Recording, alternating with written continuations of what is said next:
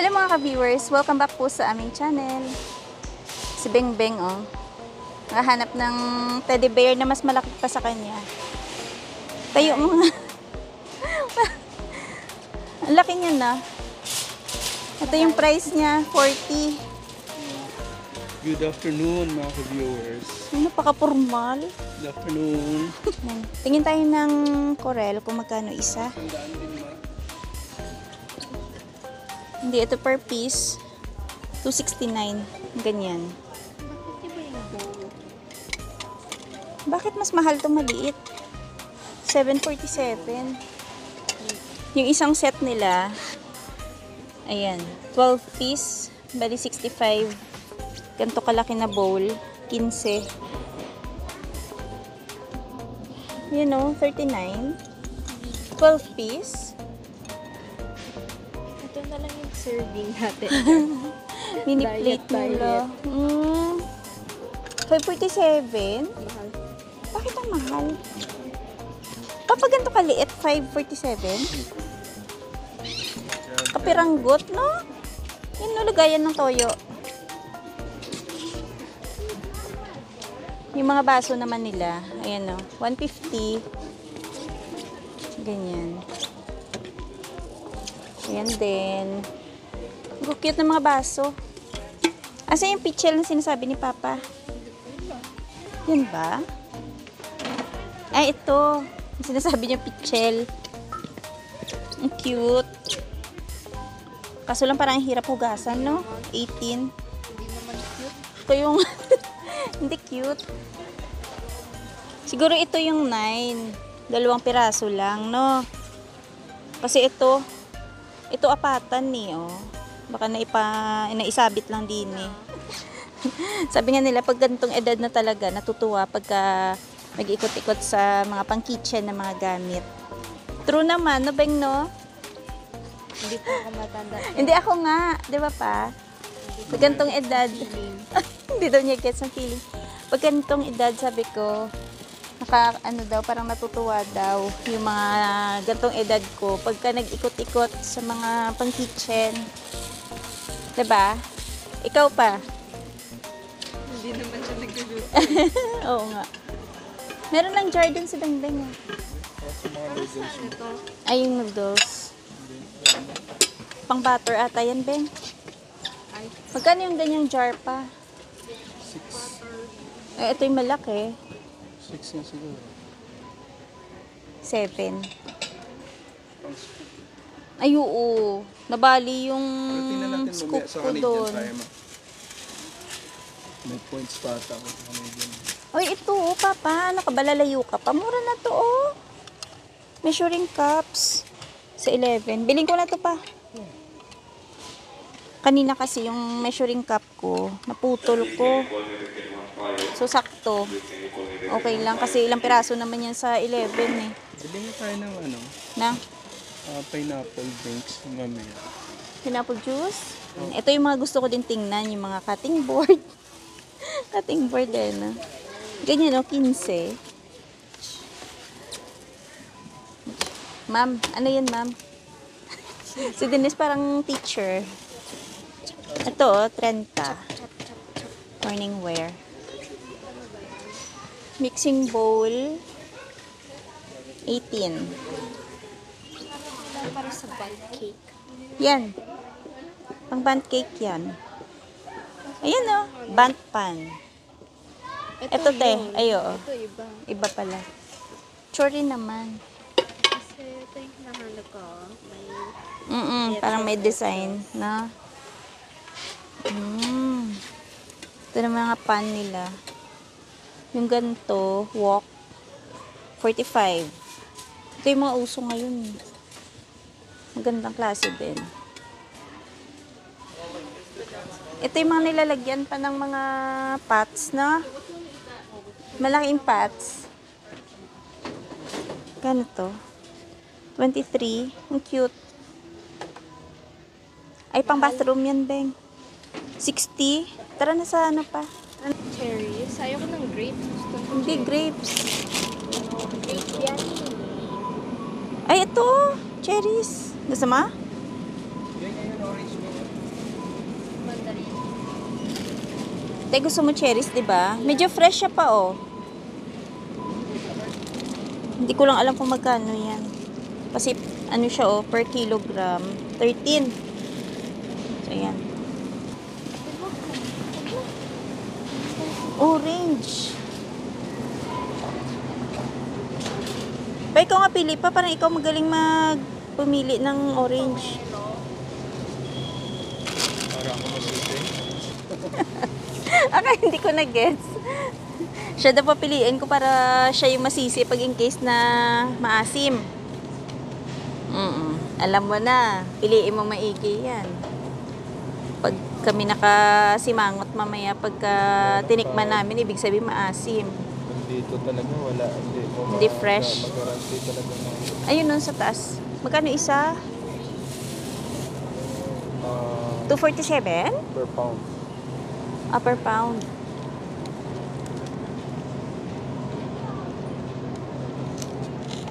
Ano tong isa? Grapefruit. 197. Isa. Kahit 6 lang? O 5? Pwede na 5? Diba? Baka mamaya hindi tayo sure dito. Parang hindi na fresh na. Hindi na siya ganun ka bago ba? Same lang. Hindi fresh, hindi bago. Ganun lang. Parehas lang. Hindi bagong bukas. Ito pa. Orange din to. Orange kara-kara. Ano yan? Parang mura yan. 8. Oo, ano din mo naman yan. Pero parang mas okay yan. Avocado nila, oh. Yung avocado nila, 5 piraso, 6. Kasi hindi mo naman sure kung So, isang stock, 397.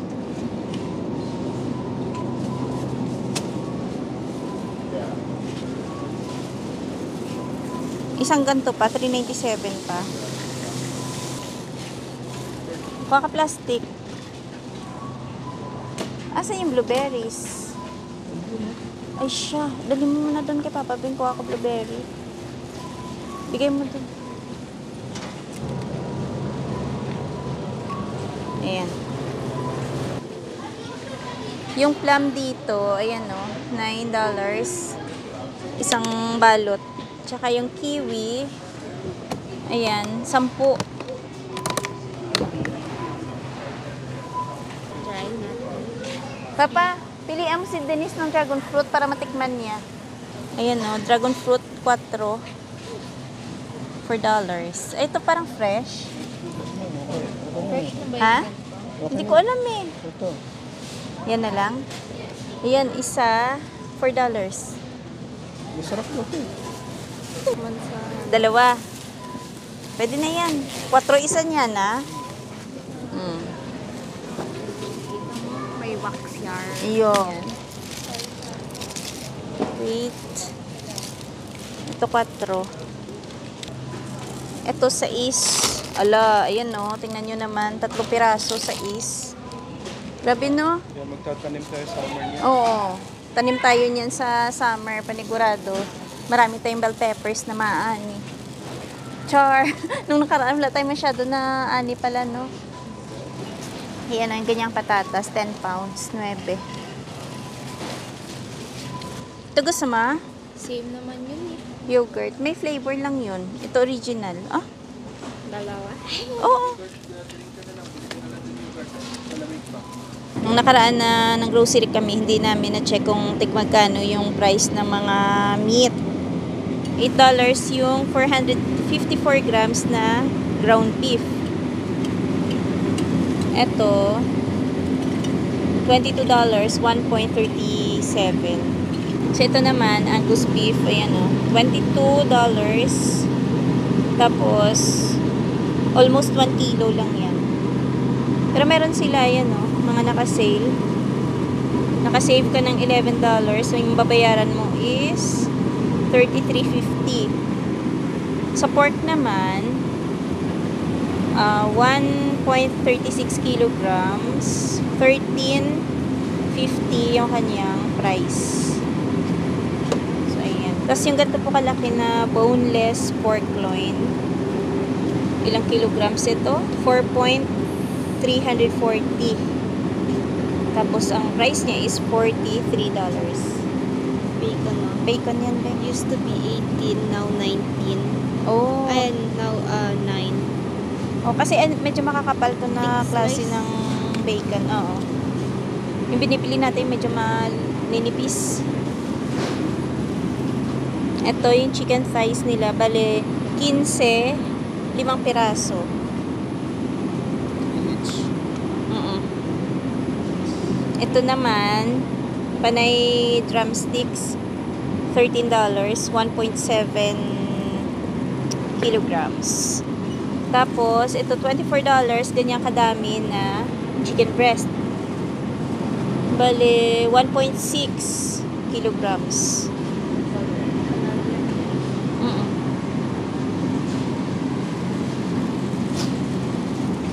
Meron din sila dito naka-skewers na. Ayan o. Barbecue. Ready to cook na. Pa ito dati yung gusto natin, no? Tang orange. 2.2 kilograms. Kasi strong yung lasa. Kaso grabe yung sugar niyan, Beng. Strong yung lasa. 11. That's why unti-unti lang yung Yeah. scoop mo. So, yung carnation dito pala, naka-sale, bale, 147. Dati siyang 247. Ayun na. Paper. Daming clearance dito ng mga cream, oh. Dito sa Walmart. Uy, pero pwede pa yan. Diba? 0.99 na lang. Ayun, oh, $1. Ang galing. Mga clearance pala yan din, eh. Ito ba nga? Feb 10. Meron ba 10. Yan yung pinaka-late. Oo. Diyos ko, ang layo ng pagkakuha mo naman. Pare-parehas lang. Chinek mo? Feb 10 yung kanilang pinaka-late na expiry date ng gatas. Mas mura yung whole kernel ng Great Value.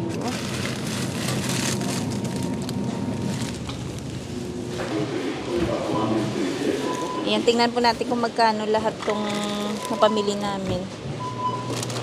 Ayan lang lahat.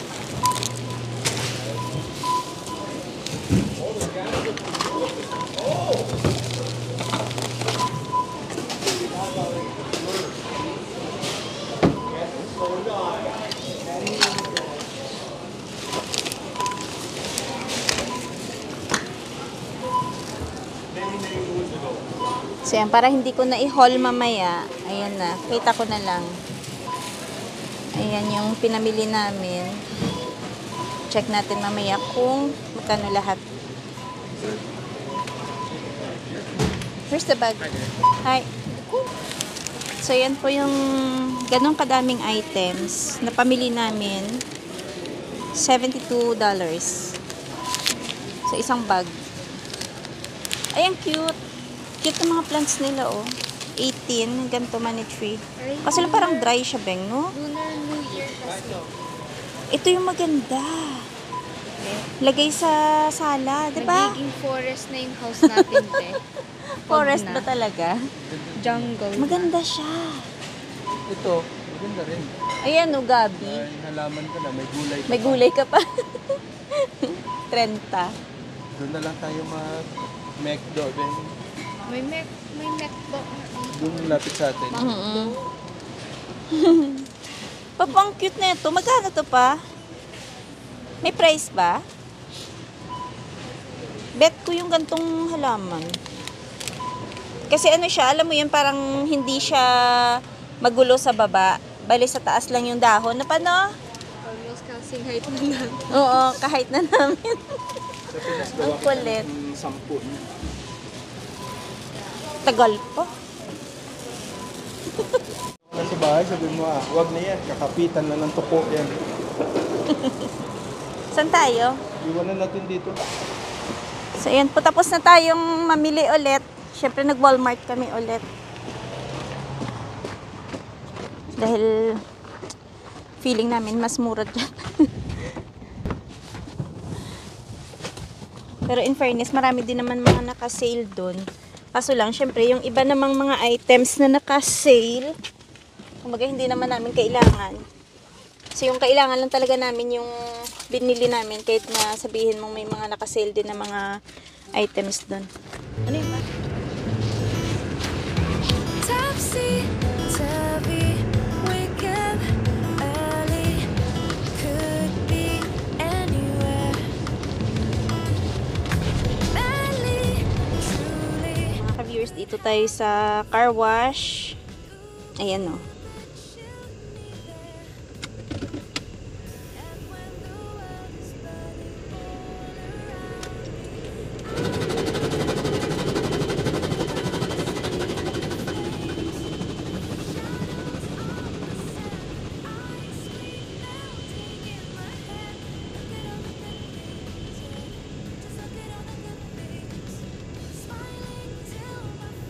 Stop.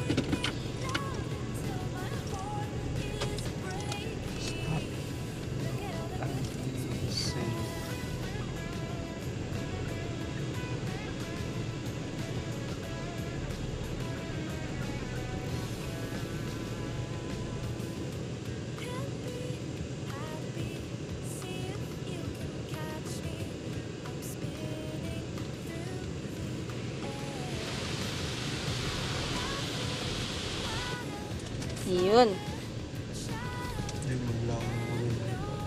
And dito kami madalas nagpapalinis ng sasakyan kasi nakatipid kami. Kesa yung manual, no? Hindi, yung manual kasi maganda. Maganda din Linisan naman. mo kasi maigi. Oo. Mas gusto niya sana yung manual na car wash kasi talagang mababrush ko maigi yung mga dumi-dumi. Pero pag ganitong winter, okay lang. Oo, tsaka ano, naboblower kasi pagkalabas eh. Kahit pa paano, hindi mo na kailangan na punasan ng todo yung sasakyan. At buti na lang, hindi din siya ganun kalamig ngayon. Ano pala to, inauna mo na yung kabilang side bago ikot na naman siya pa sa kabilang side.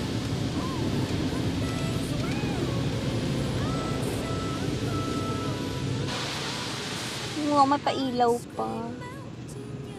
Tapos yan na yun. You're done.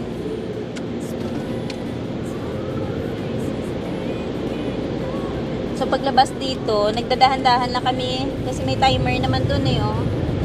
Para kahit papano, tuyo-tuyo naman yung tubig.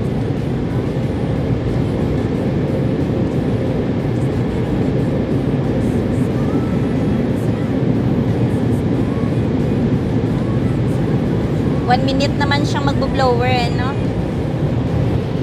8, 7, 6, 5, 4, 3, 2, 1. So, ayan mga ka-viewers, andito na po kami sa McDonald's.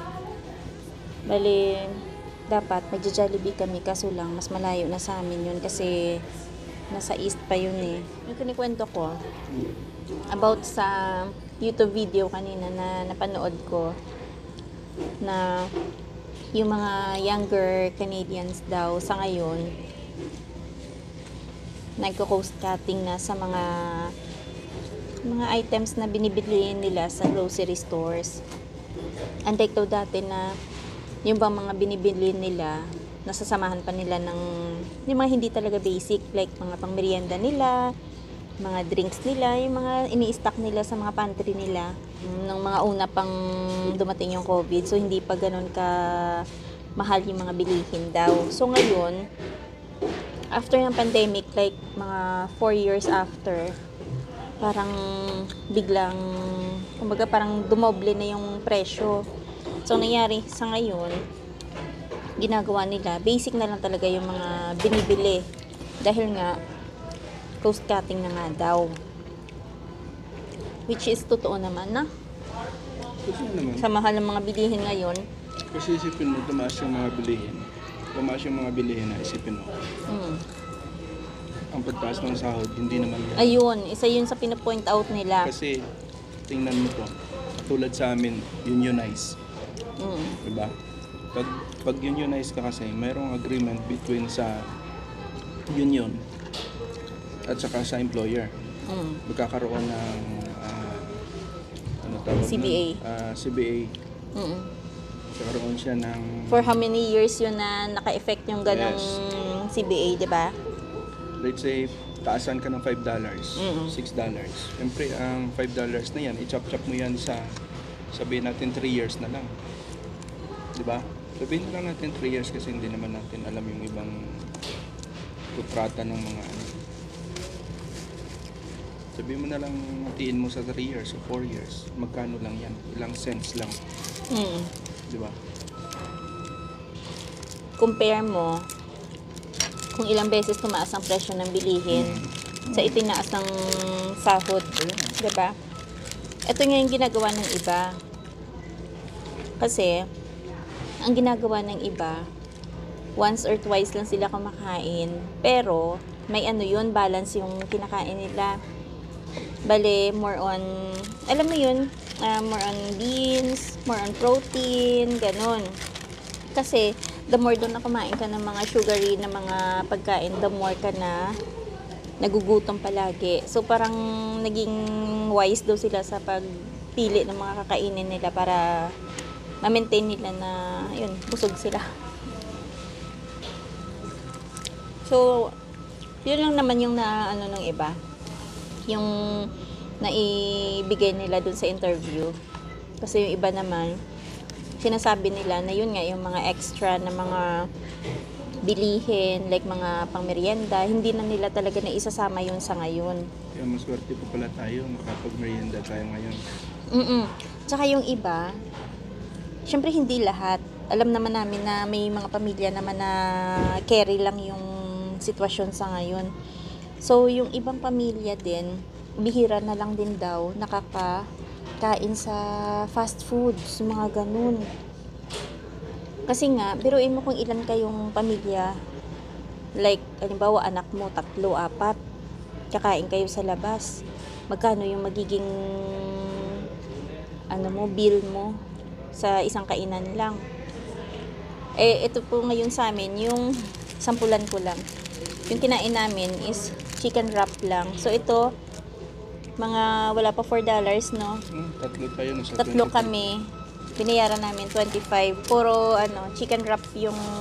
Kayo, sige, eto 7. Puro chicken wrap po yung, namin, yung in-order. Si Denise ganun din. Tapos, dahil ako ayoko naman ng drinks, wala akong drinks. Sila lang meron, naka-combo sila. Tapos may fries. Binayaran namin is almost 25. Kasi 24.57. So, okay na rin to kasi kumbaga early dinner na namin to. At saka isa pa, ito na yung pinaka-banding namin. Labas-labas konti, kain konti, yun na yun. Pero yun nga, kung isipin mo, halimbawa 3 or 4 yung anak mo, at, 'di ba? Kung ibang items pa orderin mo, sa isang merienda lang, magkano din yung magagastos mo, no? Kasi Mga tandaan, 50? 50 tipid na yun pa. Yun nga, mga 100. Kaya yung iba po, talagang nililimit lang po nila yung pagpunta sa fast food kasi talagang Minsan kahit magastos. minsan kahit alam naman natin na pwede naman tayo kumain sa bahay, mabubusog tayo, bibili tayo ng fries o ganito.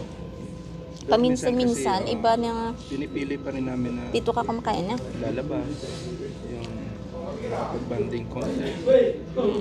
Kaya ang sabi ng karamihan sa ngayon, mas maganda na lang na kung instead na kumain kayo sa labas, magluto na lang daw sa bahay para mas tipid. Makakatipid ka talaga. Pero sa akin, Paminsan-minsan, di ba? Sa akin wala nang issue na kakain ka sa labas. Basta may extra ka lang naman. Saka paminsan-minsan, kagaya natin, kagaya po kami, Kasi- bihira lang din kami talaga lumalabas. Kasi tayo, kumakain din naman tayo sa labas eh. Kahit sabihin mo na marunong ka magluto, di ba? Minsan kasi namimiss mo rin na hindi lang yung pagkain. Kundi yung Moment na tatambay parang ka. ninanamnam mo yung moment na nasa labas ka, kasama yung pamilya mo, na para maiba naman. Hindi pa always stock sa bahay. Kung usapang pagtitipid, tipid na rin talaga tayo. Paano kasi palagi talaga kaming lutong bahay lang. Tsaka, yun nga, marunong naman akong gumawa ng tinapay. Pero, hindi rin pwedeng hindi ka makakabili ng tinapay kasi minsan gusto namin yung sourdough yun, na bread, tapos yung white bread. Kasi 'di ba yung isang loaf nun magkano lang naman, tapos matagal nang maubos ni Dadong. Kaya ayun, yung usual naman na ginagawa ko lang yung bread na Pinoy na mga bread. Pandesal, kagaya ng isang araw nagpandesal kami. So malaking katipiran talaga yun. Na kahit papano 'di ba? Hindi na namin bibilin yung mga ganong pagkain sa labas. Sa panahon ngayon, importante din yung mag-cost cutting din talaga kung hindi naman ganun kakailangan, 'di ba, no? Sa mahal. Tama naman 'yan. Kaya yung pinapractice ng ibang mga talaga, mga pamilya na nandito. Tapos yun nga, more on abang-abang sa mga sale. Pero syempre minsan, makita mo din mga kasi yung mga items na naka-sale. Minsan pagka yung nakabili ka na ng yung bang nakabili ka na tapos sunod na araw makikita mo naka-sale. Syempre kung kailangan mo na, hindi mo nang pwedeng abangan pa na Hindi ka pwede mag-sale siya. mag-antay ng sale kasi hindi mo naman alam kung hanggang kailan. Hanggang kailan. Kung kailan Oo, siya mag-sale. kailan siya mag-sale. Kaya nga. So, pag nataon na may sale, tapos sa tingin mo kailangan mong at gagamitin mo sa sunod na mga araw, ayun, grab na. So, Saka paalam mga viewers. hanggang dito na lang yung aming video for today. Maraming salamat sa palaging panonood. Ingat-ingat. Bye-bye. Bye-bye. Bye-bye, Bing Bang.